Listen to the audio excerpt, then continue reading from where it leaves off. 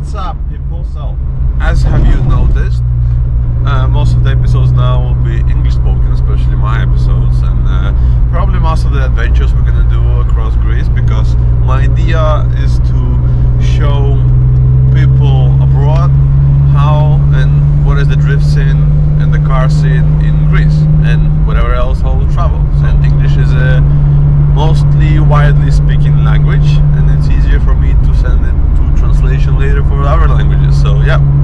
Anyway, on today's episode, we're gonna talk about the diff, because I did a research on some forums, E46 forums, and it came out that some people wrote that an X3 diff has similar case than with the E46, the 188K. So there are different people writing about, except the cups, also the backplate has to be changed and everything, but yeah, the work is done a lot easier than it is. It's a really good way if you want a shorter choices for the E46. There's not as many choices as you can get for an E36. So yeah, I mean, this is one of the good choices you can make for a short one, and for the tracks we have in Greece, because some people told me 4.1 will be too short, but for the tracks we have in Greece, and yeah, I mean, it does make sense.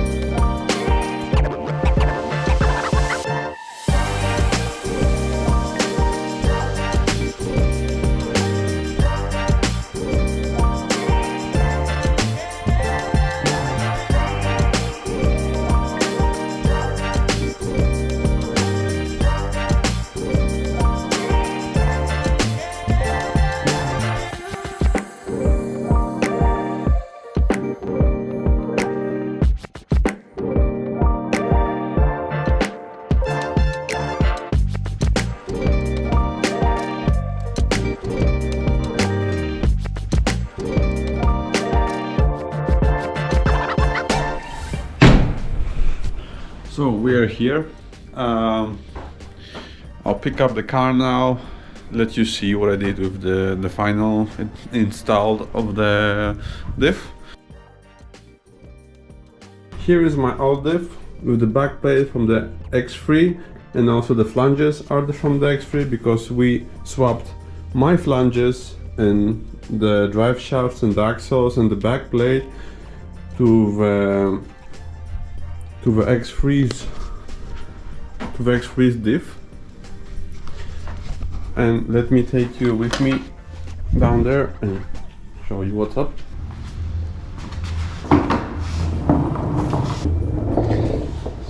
So, as you can see, here is my diff.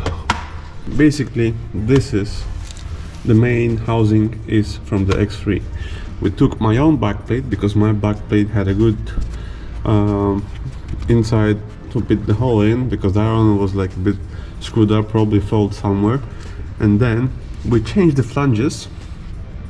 We took mine and fit them in here, both of the flange for the axles and also the flange for connecting the drive shaft. And basically that's it. No more changes, no more nothing, just changing the flanges.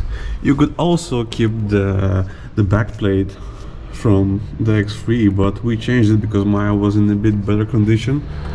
So yeah, that's it.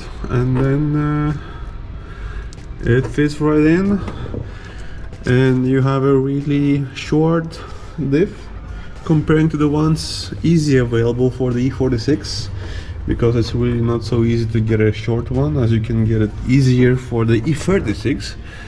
Yeah, the best solution is this. You just need someone to properly weld it, because there is a thing which accused while I had it welded before with a plate inside. I don't know if it's wrong or right, but how I was explained is that if you weld it with a plate inside in the middle, how a lot of people do, I don't know, the problem is that the material, the metal material of the plate inside is a lot softer than the gears themselves. So basically what happens is the gears can break the plate because it's much softer material itself, the plate which everyone puts in. So basically, as I've been told, the best way to weld a diff is just to weld the gears to gears and from all around it as much as possible. And yeah, I mean, these guys know better, so I'm just learning. As also you can see, I got more parts here laying around, waiting for me to be installed. I got the Mishimoto radiator. I got some more stuff, and the handbrake is here. My second brake calipers are here. I think they are what this gave me. They are from E46, the front ones, the bigger ones. I'm gonna put them as second ones in behind. I also got my coil ignitions here, the new ones. Let me just show you because they're quite nice and sexy. But this one I'm gonna show you in another episode next, because they are gonna be installed while I'm away, as usual. So a lot of you probably will have this question is, how is it to drive such a short diff on a daily basis?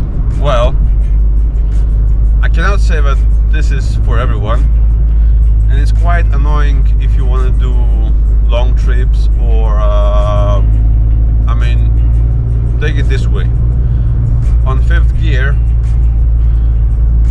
on 2,500 RPMs, I am already like 75 kilometers per hour. Meaning that to get to 120, let's say, an average, you have to be going around 4,000 and a half something RPMs. That means the car is loud. So, not the ideal for long trips, I would say, or like big autobahns or something. First of all. Second of all,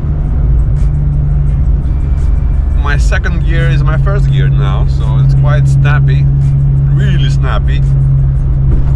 So you have to be really careful, especially if it's raining. This thing it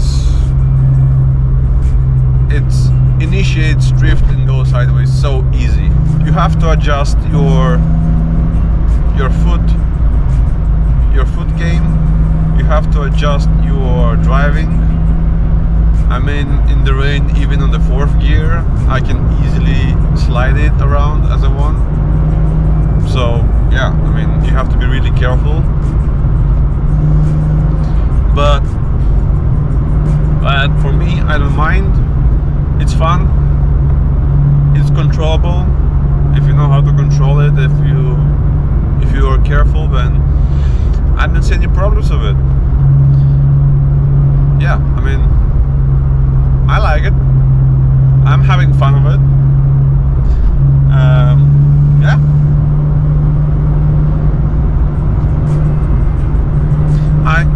I'm not sure if I would do if I would still do long trips of this car. I mean, I'm sure they would have chosen something like a 3.9, a 3.8 if there is any such. I know there is a 3.9 for sure. I'm not sure if about 3.8 or 3.7 or something, but I think that ideally it would be somewhere there.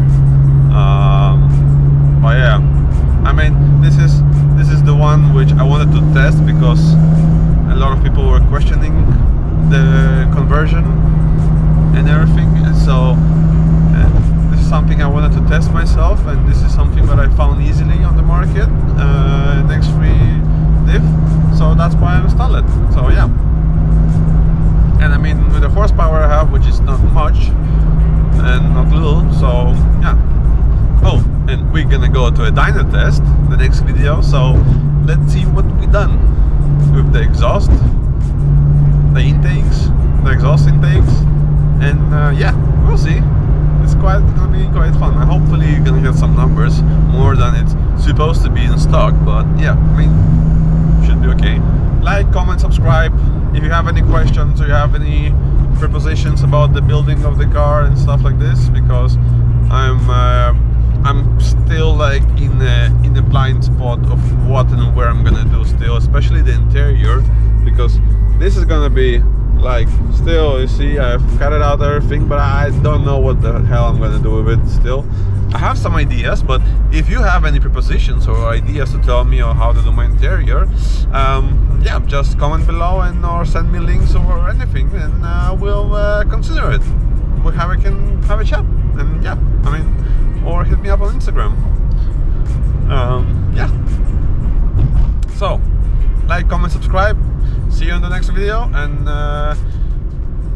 see you next time. See ya.